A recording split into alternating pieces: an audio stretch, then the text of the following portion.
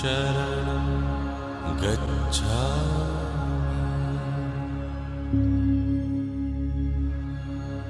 धम्मं शरणं गच्छामि संघं शरणं गच्छामि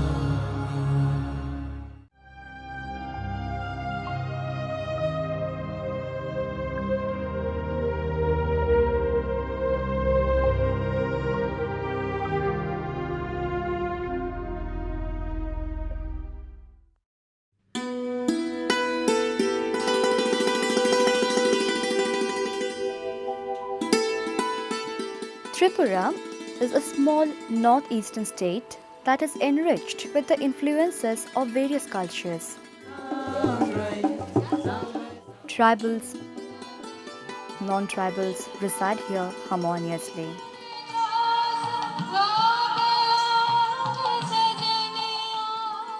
There are various tribal communities in Tripura. Out of these tribal communities, one community which has a very rich cultural heritage is the Mog community. The simple lifestyle of this community, their customs and traditions have always attracted the attention. Mogs are generally peace-loving and hospitable by nature. In Tripura, the Mog community resides in areas like Shabroom, Bilonia, Shantir Bajar, Choto Khil, Dolbari, Devdaru, Julaibari, Pilak, Baikhora, Laugang, Bir Chandra Munu, Kolshi, Bagafa, Dhalai district and Kulai. The Mogs have been resident in Tripura since ages. According to 2001 census, the Mog population is 30,385, out of which 15,393 are males and 14,992 are females. In West Tripura district, the number of Mogs residing is 423, and of which 222 are males and 201 are females. In North Tripura district, the Mog population is 1,487, out of which 757 are males and females are 713. In South Tripura district, the total Mog population is 24,706, out of which 12,510 are males and 12,196 are females. In the Dhalai district, the Mog population is 3,769, out of which 1,904 are males and 1,865 are females. In Rajmala, there is a reference of the Mogs that since time immemorial, the Mogs that have been recognized during the rule of Amar Manikya Tripur lost to them. In Tripura Smriti, a book by late Samarendra Dev Burman, it has been mentioned that in Tripura, the Mog king, who was a Buddhist and belonged to the Lika community, ruled, and his capital was Rangamati, or the present Udaipur. The villages of the Mogs generally consist of 10 to 50 families made of bamboos, and the houses have 2 rooms. The houses are raised from the ground level to protect the inmates from wild animals.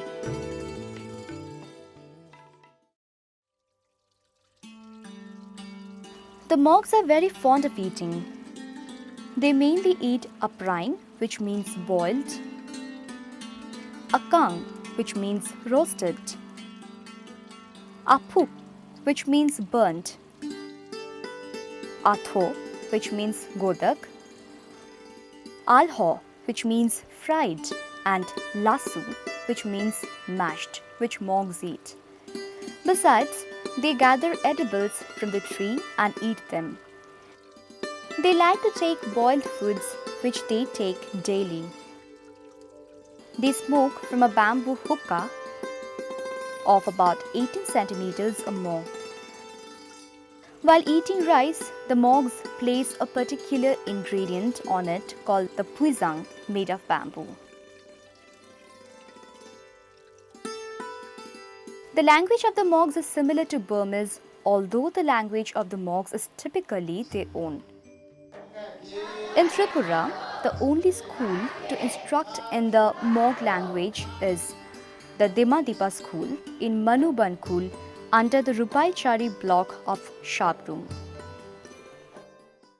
Dhamadipa School is the only school in Tripura run under CBSE syllabus by Mog community mostly.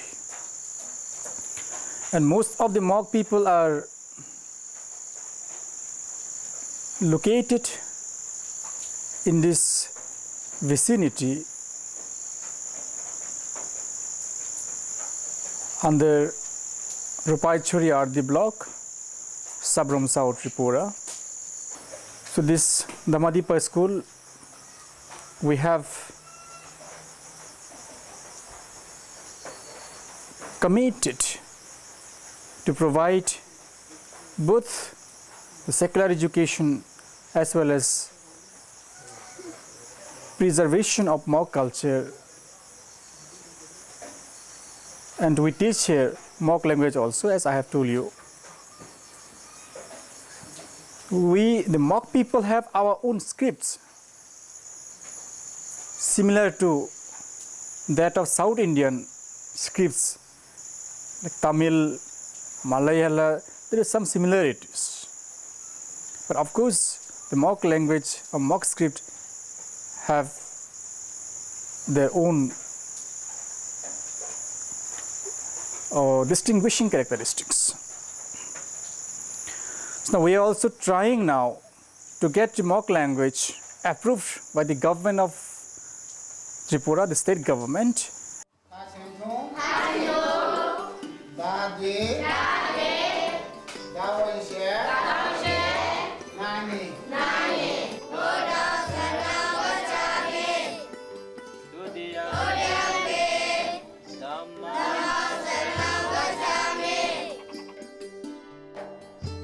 The Mog women wear a dress which is divided in two portions. The upper portion is the angi and the lower portion is the thoboing. Mog men wear lungi and rongji, and on their heads wear turban called the gongbong. Mog women wear silver and gold ornaments. Their ornaments are hoindrunsi, a neckpiece, fia, rings, tea, bangles, lakok, kakyang, anklets, nasain, earrings, nabongdo, khogro, chains made of poisons, ornaments to wear on the waist, and use hair clips and pengung. The Mogs are jhum cultivators. They, however, do the jhum cultivation on the ground rather than hills. The Mogs say that it is they who introduced land cultivation in Tripura. The process in which the Mogs cultivate is: the forest areas are cleared, the trees are burnt after they have dried. After that, the land is tilled and seeds are sown. While sowing seeds, the women use a certain vessel called the kokya, in which they store the seeds and hang it from their waists. With a spade, the soil is upturned and seeds are sown. If rains start while they are sowing seeds, then the area until where the seeds are sown is marked using a bamboo. Besides cultivation, Mogs do hunting. The various methods of hunting adopted by them are: firstly, Mogs pelt small mud balls at birds with their bows and hunt them.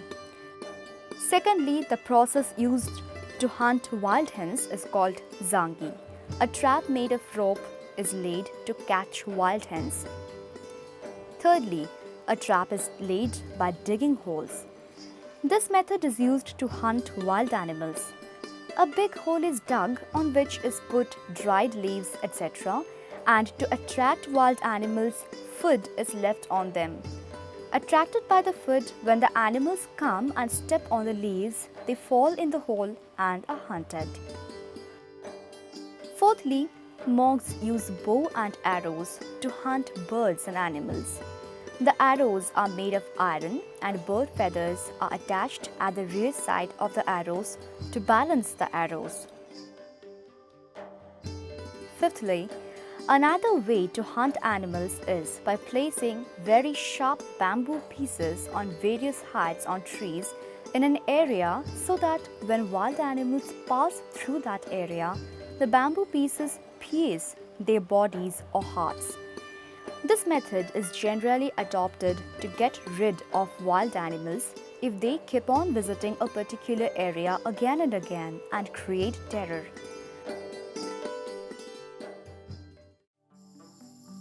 Bamboo is used in the Mog community to prepare hats, makla, kokya, etc.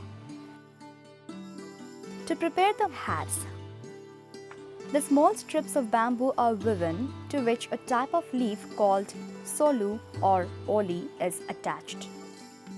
The second layer is woven and it is attached to the first layer of the bamboo sleeves with the leaves in between. This hat protects from heat and rain during jhum cultivation. The leaves resist heat and raindrops. Nature plays a vital role in the lives of the Mogs. The Mogs depend on nature for medicines. The Aro Chi leaf is used to treat broken bones. The leaf or the bark of the Patro Chi is used to treat cuts and wounds. The leaves are pasted, applied on the injured area, tightly wrapped by a leaf, and a grache, a bamboo net, is tied over the area to keep the body part in place.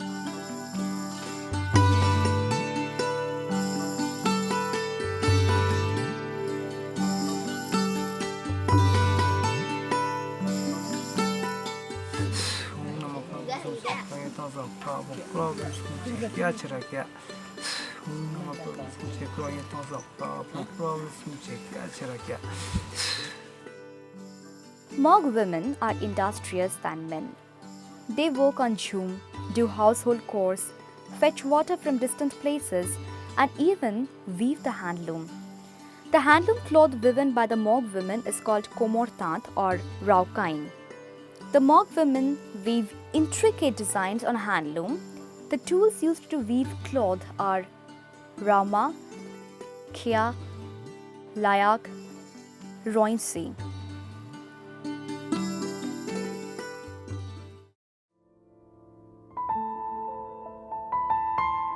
In the Mog community, marriages are of three types. Firstly, the bridegroom's family give dowry to the bride's family and take away the bride. Secondly, the bridegroom comes to stay at the bride's home permanently post-marriage. Thirdly, the girl and boy elope and marry.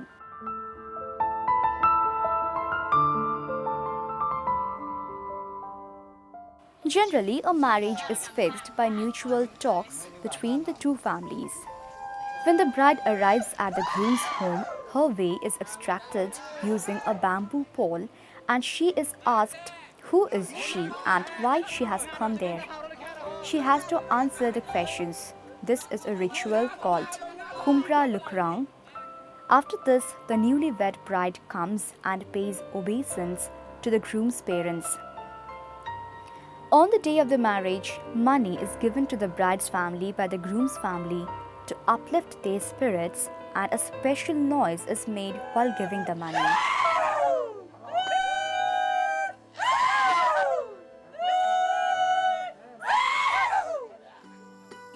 During a marriage, the bride and the groom sit side by side wearing traditional attires. There is a plate placed before them on which, besides other things, there is a green coconut on which bamboo slits are placed. The bamboo slits are decorated with paper flowers, fruits, paper umbrella, and betel nut leaf. During the marriage, the betel nut leaves are arranged according to the weekdays on which the bride and groom were born. The betel nut leaves are also placed below and above a water-filled container.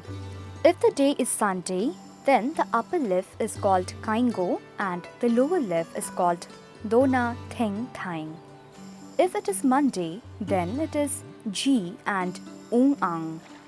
If it is Tuesday, then it is Rero and Kaingo. If it is Wednesday, then it is Proing and Ji. If it is Thursday, then it is Sengse and Longloi. If it is Friday, then it is Thing and Popine.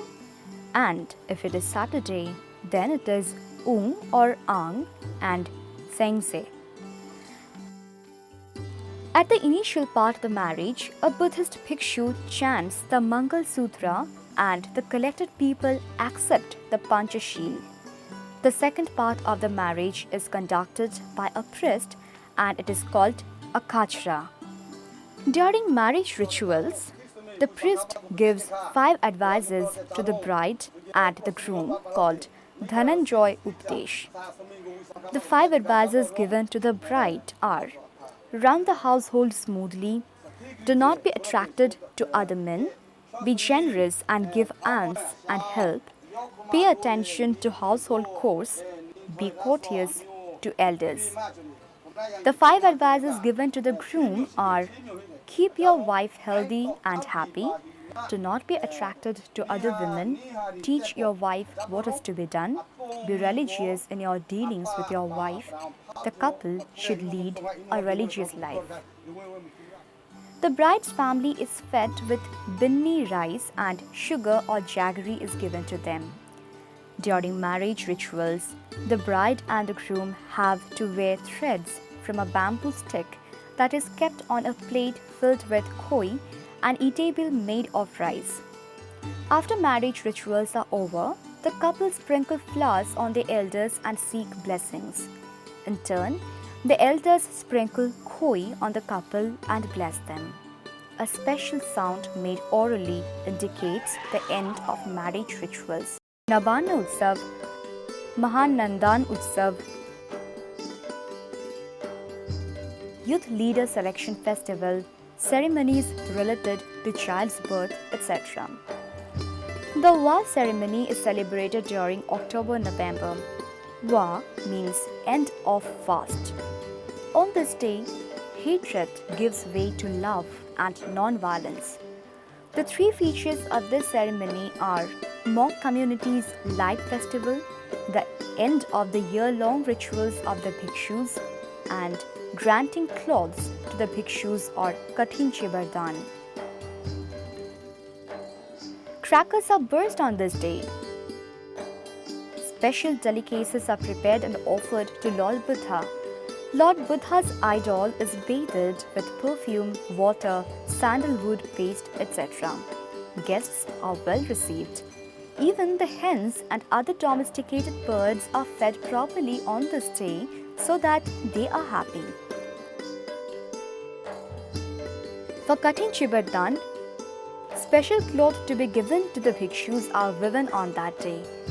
A 30 feet long flag is hoisted to symbolize peace, and a palace and wish-fulfilling tree called Kalpataru are constructed by bamboo pieces and decorated with colored paper stripes. Kalpataru festival is celebrated by the monks in which a tree called Kalpataru is constructed and various things are hung from it. The thing that is hung on the tree is received as wish fulfillment, such is the belief. Gods called Indra Raj or Chaturbal Devraj are also appointed to conduct the festival smoothly. Dance and song performed around the tree is a special part of this festival.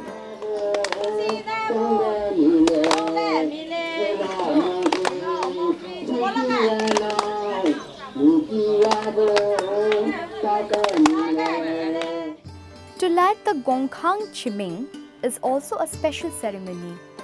It is a common belief that before attaining Nirvana, Lord Gautam cut off his hair and threw it towards the sky, saying that if he had obtained Sambodhi truly, then his hair would not fall to the earth. Lord Indra took his hair and built a memorial called Chula Munijati and kept it in heaven, and to respect the hair, the monks light a lamp directing it towards the sky or heavenwards. Before any festival, the Upagupta ceremony is a part of the monks in which a colorful boat is decorated with lamps and sent off in the water of the river or pond. On the day of Chaitra Sankranti, monk youths visit the elders of the village to pay obeisance and invite them to have their meal at their places.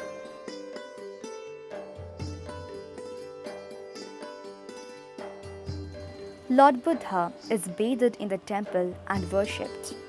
The bhikshus and the followers of the Ashtashilas are also bathed on this day. Asimaghar, a substitute of rivers, and Jadi, a tomb, these are worshipped during any monk festival. Water festival is played on the day of Chaitra Sankranti amongst young girls and boys with the permission of an old lady of the community. Another festival of the monks is the Mahamuni festival, which is actually an identical image of Lord Buddha. It is said the king of Arakan, Chendasurya, created this image when Lord Buddha visited Arakan. This is a part of Arakan heritage and a symbol of the Arakan culture. Every locality inhabited by the monks has a Mahamuni temple in which Mahamuni is worshipped with grandeur annually during Buddha Purnima.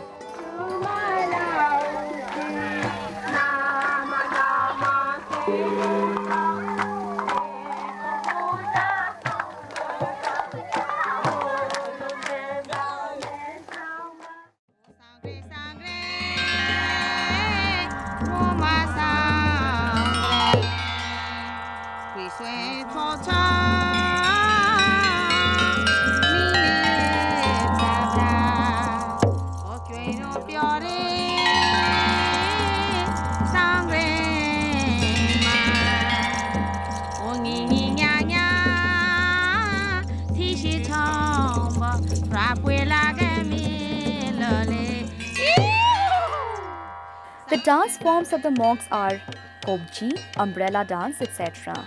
These dances are also called Sanrai dances. The dress worn during dances are more or less similar to Burmese dresses, and the umbrellas also resemble Burmese umbrellas.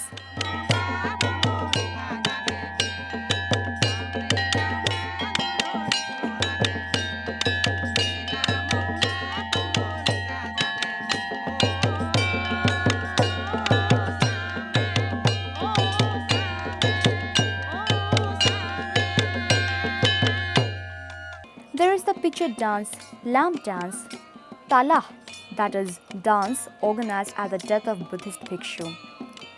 The picture dance is performed during the dry season by monk young girls who go to fetch water from rivers, and there is a social context to this dance.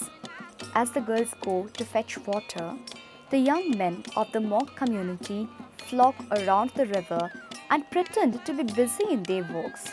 Actually, this is a chance to exchange hearts and to fall in love. In the Mog language, this dance is called Okhak. Dance can be categorized into social and religious. Kobji dance and umbrella dance, lamp dance, All come under the social dance category, whereas the dance performed when a Buddhist bhikshu dies is of the religious category.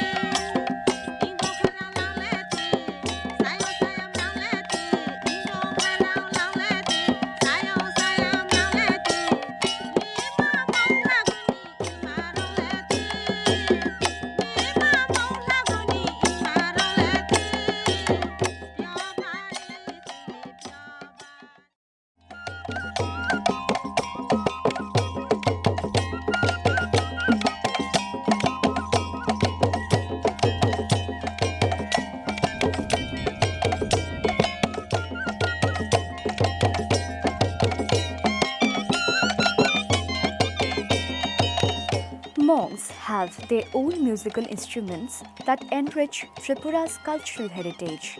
They are Krikhong, Dungmong, Langkhong, Walaole, Petla, Wakhonglong, Pri, Sengje, Dung, and Mong.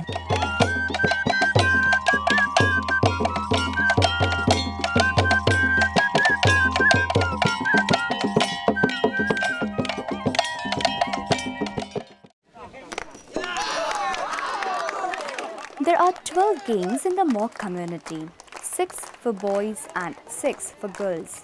The most important game is the Gyang, that is Latin Khala, or the game of the spinning top. The other games are Hadudu, Krakrit, Do, Kanchi, Khadak, Amongthu, etc.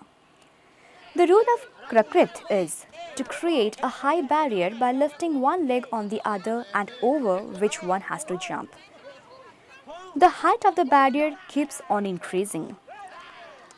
Amongthu is a game to be played in a group. One player throws a bundle of rice at the other player and the person who gets hold of it becomes the player to throw the bundle next. For the Kanchi game, a spacious playground is needed. On it, a line is drawn on which the players stand. A person has to cross the line and reach the goal, but without touching the players standing on the line. In Hadudu, two teams of players have their respective courts and there is a line in between. The player from a team goes to the court of another team reciting a phrase non-stop. If his breath fails, then he is out of the game. If he can't touch a player of the opposite team and return to his court, then that player is out of the game. In Khadak, long stilts are attached below one's legs and then one has to walk. They place water-filled pitchers alongside the roads under thatched roofs for pedestrians to drink. The monks are generally Buddhists, non-alcoholic, and take the 5 sacred oaths not to kill animals, not to tell lies, not to steal, not to drink liquor, and not to be adulterous.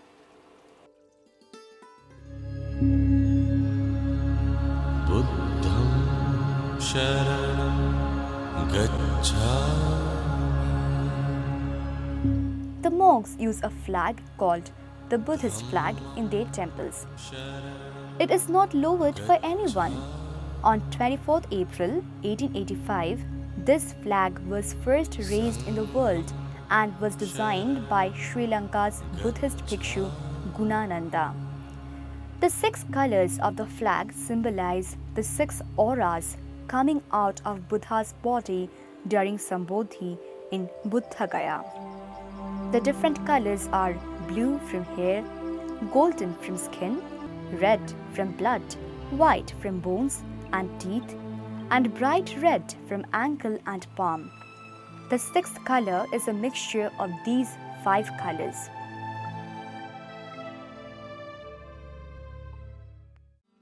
Monks have a system of law and order of their own. There are a primary committee and a justice board consisting 3 judges in every village according to Mog customary law. They all are called Sugri or Karbari. They always solve the cases like stealing, quarrels, even murder cases. All cases are tried to be solved in mutual understanding.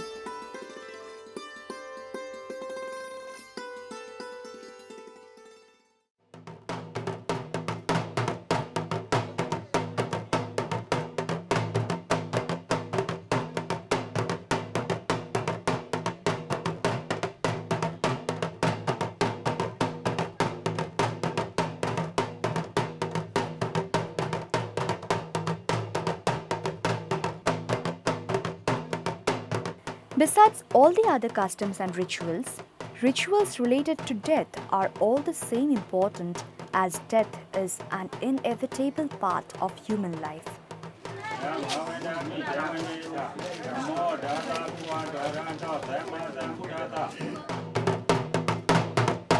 It is a belief that to cremate a dead person is the most pious job. When a person in the Mog community dies, the dead body is kept on a bamboo stretcher. Friends and relatives and neighbors come to pay their last homage. They bring rice and money. The rice is deposited in a container kept near the feet of the dead body. The money is touched on the hand of the dead body and kept nearby. A box decorated with colorful papers is made in which the dead body is kept and taken for cremation. Drum beats are made. It is an early practice as earlier drum beats kept away wild animals from the dead body. The necessary things for cremation are gathered while a Buddhist bhikshu recites hymns. A flag of white cloth is prepared to place on the cremation ground. The dead body is placed inside the box over which there is a structure similar to a big flying bird. Earlier, this was done to scare away birds that came to devour dead bodies. Before the last journey, the relatives, friends and neighbors of the deceased person pay their last homage once again.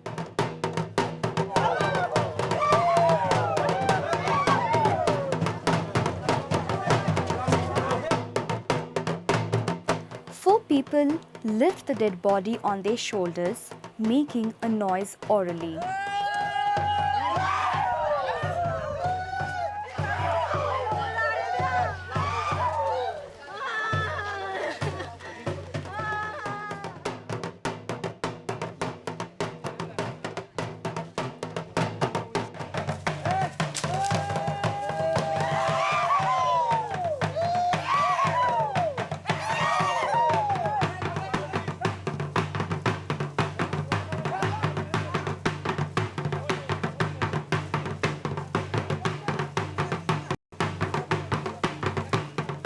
After taking the dead body to the cremation ground, a meal is offered to the departed soul.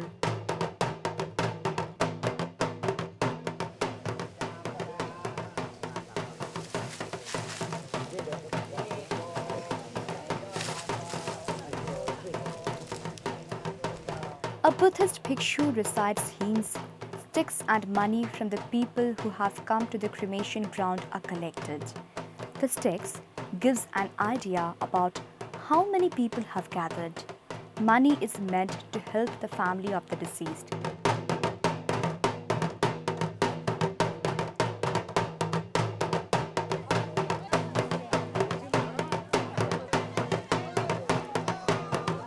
After this, the dead body is cremated. The people who had been to the cremation ground sprinkle turmeric mixed water on themselves, as turmeric is believed to be an antiseptic. The only thing that is left behind in the cremation ground is the white flag. When a Buddhist bhikshu dies, his dead body is embalmed and preserved. It is burnt on an auspicious day. Firecrackers are burst to lighten up the pyre. While the funeral procession proceeds, people dance. The cremation of a Buddhist bhikshu is called Dung Topui.